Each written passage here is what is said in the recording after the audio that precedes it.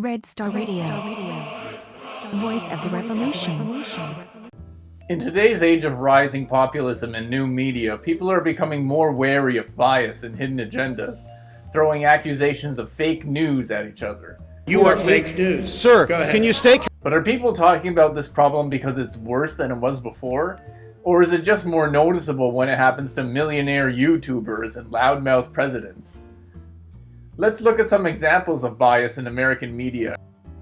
In 1898, the USS Maine was docked at the Havana harbor during Cuba's revolt against the Spanish, when all of a sudden the ship exploded, killing most of the crew.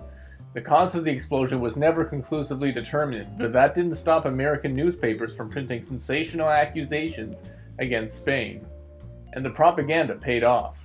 President William McKinley and the U.S. Congress gave in to the public's demands and declared war on April 25, 1898.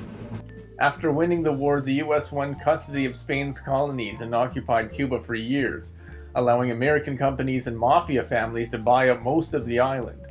Even after Castro's revolutionaries liberated Cuba from American exploitation, the U.S. continued to occupy Guantanamo Bay, eventually turning it into a prison camp, to allow the state to violate its own laws, torturing and detaining prisoners without trial.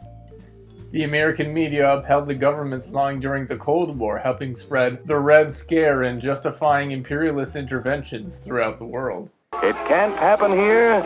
Well, this is what it looks like if it should.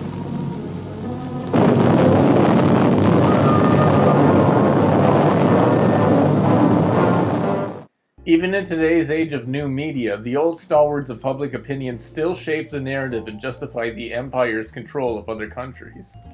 Consumers of Western media are told to believe that Iran has been trying to build nuclear weapons, that the Syrian opposition is full of moderate rebels rather than Islamic terrorists, and a whole bunch of absurd rumors about North Korea. You can see more in a video by Matt Florence.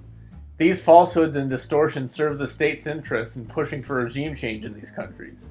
The pattern of the media's alignment with state interests is as undeniable as it is deadly. It's a very sophisticated propaganda machine because it doesn't appear to be propaganda at all. It relies on the illusion of independence. The media's constant parroting of the state narrative when it comes to certain countries and conflicts is more pronounced than any slanting for or against certain wings of the ruling class and politicians, and its consequences are far more serious. So tell me, who are the real victims of fake news and media bias?